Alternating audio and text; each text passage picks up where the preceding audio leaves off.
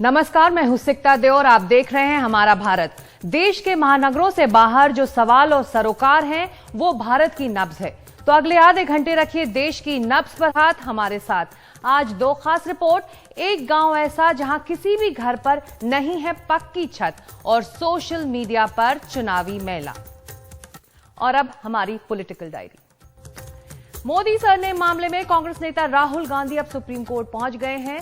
Gujarat high court के फैसले के खिलाफ उन्होंने याचिका दाखिल कर दी है। इस मामले में हाईकोर्ट ने राहुल गांधी की 2 साल की सजा बरकरार रखी है। राहुल गांधी से पहले शिकायतकर्ता पूर्णेश मोदी भी सुप्रीम कोर्ट में याचिका दायर कर चुके हैं। उधर केंद्रीय कृषि मंत्री नरेंद्र सिंह तोमर को मध्य प्रदेश में बड़ी जिम्मेदारी मिल गई है। बीजेपी ने उन्हें चुनाव प्रबंधन समिति का संयोजक नियुक्त किया है। नरेंद्र सिंह तोमर मुरैना से सांसद हैं और ग्वालियर चंबल इलाके में उनका अच्छा जनाधार माना जाता है। उधर मध्य प्रदेश में पटवारी परीक्षा को लेकर लगे आरोपों के मामले में कांग्रेस ने भोपाल में आज प्रदर्शन किया। वो सीबीआई जांच की मांग कर रहे हैं। कांग्रेस कार्यकर्ता मुख्यमंत्री निवास को घेरने जा रहे थे, लेकिन पुलिस ने बीच रास्ते में वाटर कैनन चलाकर लाठीचार्ज किया और उन्हें रोक दिया। सीएम शिवराज सिंह चौहान पहले ही पटवारी भर्ती पर रोक लगाने का ऐलान कर चुके हैं। हर कोई चाहता है कि कुछ हो ना हो, अपना घर हो, अपने सर पर एक छत हो, लेकिन मध्य प्रदेश के विदिशा में एक ऐसा गांव है जहां किसी को पक्की छत नहीं चाहिए। मामला अंधविश्वास का जरूर है, लेकिन हमारी ग्राउंड रिपोर्ट बता रही है कि सरकारी सिस्टम में इस गांव के घरों का निर्माण पूरा दिखाकर फाइलें बंद कर दी गई हैं।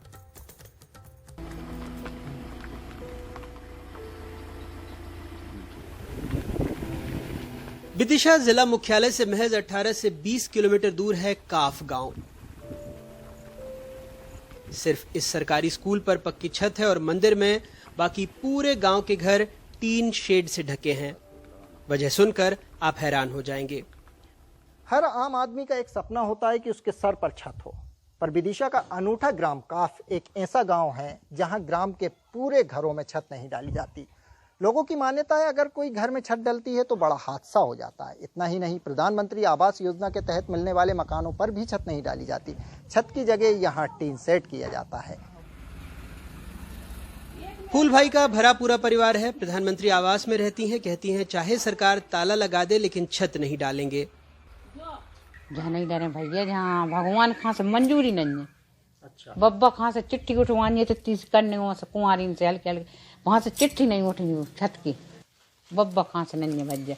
जडुकरा डालना वो डुकरा पागल हुआ। कोई के नहीं डरो गाँव में छत मत भैया, हम नहीं डाले छत। हम तो भैया कह रहे हैं कि हम तो क्या सोई नहीं डाले, चाहे हमें भैया इनमें तारे लगा जाए, मन हम नहीं डाले छत। तो छत की जगह क्या डाला है आपने? जो कौन डरे जी, डरिए सारा टीने डाली। हाँ, तीन डरेंगे जी, का डरेंगे सब में, तीन ही डरेंगे हमारी। तो बाबूलाल प्रजापति अपने पूरे परिवार के साथ काफ गांव में ही रहते हैं। इन्होंने भी प्रधानमंत्री आवास योजना के तहत मकान बनाया है। पूरा पैसा मिला, लेकिन जब अधिकारियों ने छत डालने की जिद की तो उन्होंने क्या कहा सुनिए।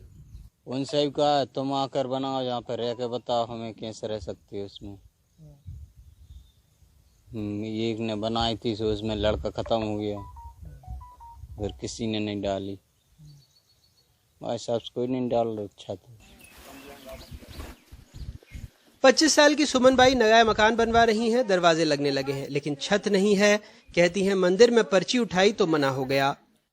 हम नहीं डाल रहे, कोई नहीं डाल रहा, हमें नहीं डाल रहा। अब जब सोचे ऐसा नहीं डाल रहा अपन का, भगवान से बड़का पर्ची उठाई तो बब्बा महाराज के मंदिर है, उस पर्ची डरवाई थी, वो भी नहीं उठी मतलब पर्ची। इसलिए अब भगवान की मर्जी नहीं है तो इसलिए कुछ अपन क्या कर सकते हैं। कोई 20 लोगों के परिवार के साथ रहता है तो कोई 60 साल का हो गया। किसी ने गांव में छत नहीं देखी। किसी साधु ने अनहोनी टालने गांव में मंदिर में पक्की छत डालने का सुझाव दिया। वहां छत डल गई लेकिन लोगों के घरों में नहीं। सबके पास एक ही कहानी है, छत डली तो अनहोनी हो जाएगी। या तो अपने बाल बच्चे खत्म हो जाए या धन से बेधन हो जाए। यही चली आ रही परंपरा शुरू से। जो सरकारी एसडीएम भी आए थे और भी आए थे, इनसे भी हमने बोला था, वे कह नहीं ऐसा क्या नहीं डालो छत। हमने कि सर हम डाल कर देंगे, आपको 1-2 साल रुकना पड़ेगा। तो बिन नहीं मना कर दी, हम नहीं रुकेंगे, ऐसा हादसा होता है तुम्हारा। पैसा पूरा मिल गया आपको? हाँ, 1.35 मिला था। कुदरत की लीला है वो, तो छत नहीं डरती, कोई घटना हो जाती है, कुछ ना कुछ। क्या घटना हो जाती है? कोई घर परिवार में विवाद होता है, डरता है, कि कोई मर जाता है, छत डाल लेते थे। एक मनोज जोशी जी हैं गांव में, उनकी भतीजा ख़त्म हो गया, कोई पर्ची वगैरह भी उठाई मंदिर पे ही, तो भी मतलब ना ही निकली। एक दादी पागल से हो गए, उनको लड़का ख़त्म होगा, डर ही नहीं सके। हम तो ऐसे ही बनाएंगे तो 3 चढ़ाएंगे और क्या करेंगे? यहाँ थोड़ी मोड़ा मोड़ी इन पागल करेंगे कि मोड़ा मोड़ी इनको हास्ता करेंगे, यहाँ थोड़ी करने हैं। ऊपर छत पे टेल के करेंगे का? तो आज अपराध समाप्त हुआ है, बनने में डरवाई। अब कछु खास्ता हो जाए, कोई डरवा भी ले। एक ने डरवाई थी जोशी जी ने, जिनको कम से कम 18 साल का लड़का पागल हो गया, तो अभी लोगों ने कछु ने पर्ची डरवाई, गांव वाले ने, बच्चों ने, कि अपन पर्ची उठा के देखना, डर तक नहीं डर है। तो फिर भी नहीं आई पर्ची उठाऊं, तो फिर भी कोई नहीं डर रहे हैं आदमी लोग। हैरानी की बात यह है कि प्रशासन भी इस अंधविश्वास पर कुछ नहीं कर रहा है, जबकि सरकार कह रही है लोगों को समझाएंगे। हाँ, उन पे भी वो टीन कर लेते हैं, टीन शेड डाल देते हैं, और चूंकि 1,20,000 मिलता है तो उस राशि में पूरा हो भी नहीं पाता है मकान। तो उनकी परंपरा के अनुसार सीओ साहब ने, पुराने सीओ साहब ने भी अलाउ किया था वहाँ पे ऐसा। कौन थे सीओ साहब पहले? अपने आज सामने ऐसा अलाउ किया था। वो तो उनकी परंपरा चली आ रही, वो मानते हैं कोई अशुभ काम हो गया एक आध बार तो उसी पे वो रहते हैं। हम जाएंगे, उनको समझाने का हम प्रयास करेंगे, और ऐसी बात नहीं है, क्योंकि लोगों को छत तो सबके लिए बहुत ज़रूरी है, और इसीलिए प्रधानमंत्री जी ने, नरेंद्र मोदी जी ने ये प्रधानमंत्री आवास बनाया कि जो गरीब से गरीब जो लोग हैं उनके लिए पक्का मकान मिल सके। काफ गांव में 51 लोगों को अभी तक प्रधानमंत्री आवास का लाभ मिल चुका है। 27 लोगों को नए आवास मिलने हैं। गांव में 100 से ज्यादा घर हैं और किसी में छत नहीं। विदिशा के काफ गांव से कैमरा पर्सन राहुल और नावेद खान के साथ अनुराग द्वारी की रिपोर्ट, एनडीटीवी इंडिया। 2015 में लॉन्च की गई प्रधानमंत्री आवास योजना का लक्ष्य रहा है कि गरीबी रेखा से नीचे रह रहे लोगों को पक्का घर मिल सके। मध्य प्रदेश इस योजना को लागू करवाने में अव्वल नंबर पर है। यानी ये योजना एमपी में इतनी कामयाब मानी जा रही है कि बीजेपी आने वाले विधानसभा चुनावों में इसे अपना एक ट्रम्प कार्ड के तौर पर चल सकती है। इसलिए कांग्रेस भी इसकी कार्ड ढूंढने में अब लगी है। ऐसे में विदिशा के इस गांव के लोगों के अंधविश्वास दूर करने की कौन सोचे। सोशल मीडिया का जमाना है और इसी सोशल मीडिया से आजकल ये भी पता चलता है कि हवा का रुख किस तरफ है। राजस्थान में सोशल मीडिया पर जंग शुरू हो चुकी है। विधानसभा चुनावों से पहले कोशिश ज्यादा से ज्यादा फॉलोअर्स जुटाने की है। राजस्थान से हमारी ग्राउंड रिपोर्ट।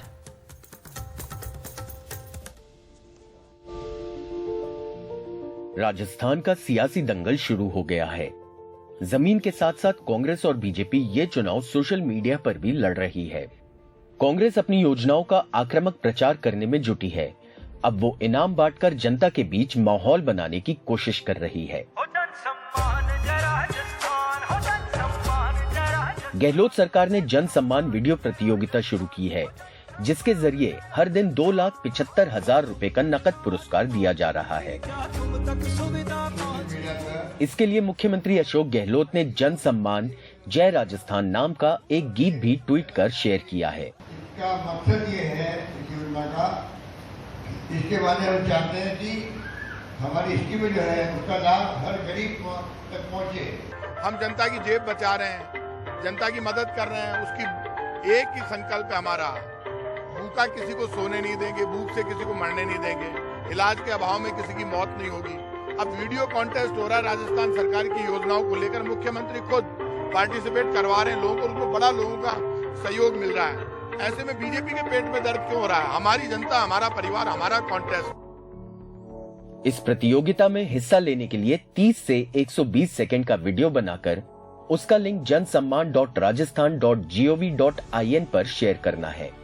जन सम्मान वीडियो प्रतियोगिता में पहला पुरस्कार जीतने वाले को 1 लाख रुपए का इनाम मिलेगा, दूसरा पुरस्कार जीतने वाले को 50,000 रुपए और तीसरा पुरस्कार जीतने वाले को 25,000 रुपए।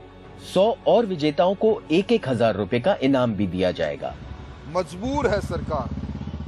बीजेपी इसे लेकर गहलोत सरकार पर हमलावर है। नेता प्रतिपक्ष राजेंद्र राठौड़ ने कहा कि किसी भी मुख्यमंत्री ने अपनी महिमा मंडल में इतना सरकारी पैसा खर्च नहीं किया। मजबूर है सरकार कि उनकी योजनाएं, फ्लॉप योजनाएं जनता के पास पहुंच नहीं रही है, इसलिए एक तरह से सरकारी धन से पैसा बांट रही है और वीडियो कॉन्टेस्ट करा के और अपनी उन योजनाओं को, जिन योजनाओं को लोगों ने सिरे से नकार रखा है, जिन योजना का प्रभाव नहीं है, उनको मुख्यमंत्री जी अब कंटेस्ट में लेकर आए हैं, वीडियो कंटेस्ट में लेकर आए हैं। ये डिजाइन बॉक्स 2000 करोड़ रुपए का जो मामला है चल रहा है सरकारी धन का दुरुपयोग का, उसको और इनको आगे बढ़ा रही है। मैं समझता हूँ कि आज तक किसी मुख्यमंत्री जी ने अपनी खुद की महिमा मंडन पर इतनी पैसा खर्च नहीं किया होगा जितना ये कर रहे हैं।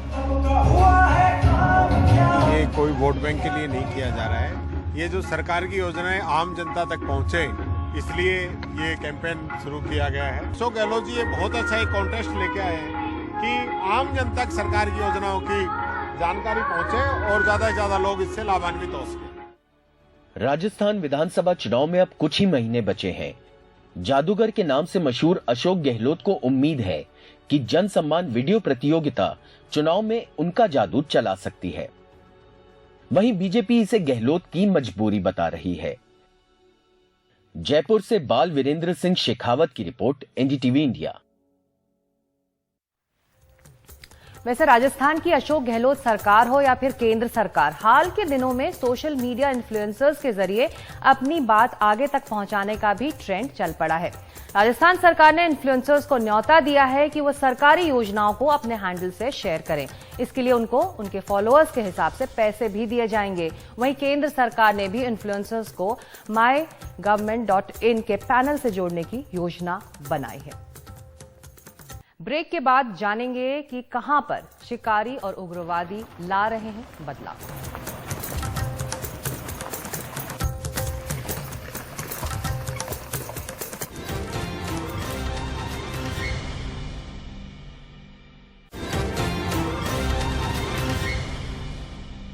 आप देख रहे हैं हमारा भारत। अब आपको एक ऐसी जगह ले चलते हैं जहां शिकारी जानवरों का शिकार नहीं करते, पर्यटकों के गाइड बनकर जंगल दिखा रहे हैं। उग्रवादी हिंसा छोड़कर जंगल बचाने के काम में लग गए हैं। ये बदलाव गुवाहाटी के पास रायमोना नेशनल पार्क के करीब हुआ है।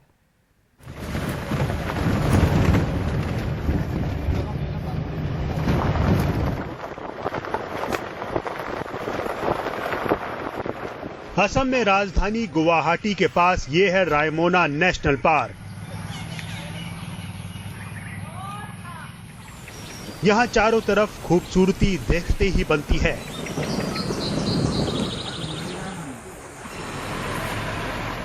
जंगल सफारी के शौकीन पर्यटकों के लिए ये पार्क काफी लोकप्रिय जगहों में से एक है। एक दौर था जब ये इलाका रेड जोन था और उग्रवादियों के डर से यहाँ आम लोगों का आना जाना बंद था, लेकिन अब सब यहाँ बदल चुका है। 2 ही साल में माना रायमोना फिर नेशनल पार्क डिक्लेयर होने के 2 ही साल में इसका जो जंगल है, इसका जो फॉरेस्ट है वो पूरा भर गया है।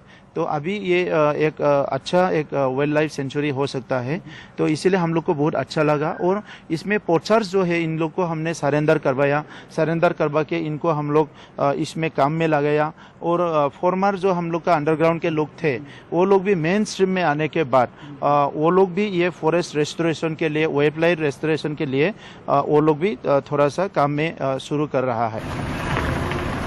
ऑक्सीगोरी गांव के रहने वाले 39 साल के प्रबल नारजारी यहाँ जंगल में गाइड का काम करते हैं, लेकिन पहले वो एक शिकारी थे। 20 साल तक उन्होंने गैर कानूनी तरीके से जानवरों का शिकार किया, लेकिन अब सुकून से गाइड का काम कर रहे हैं।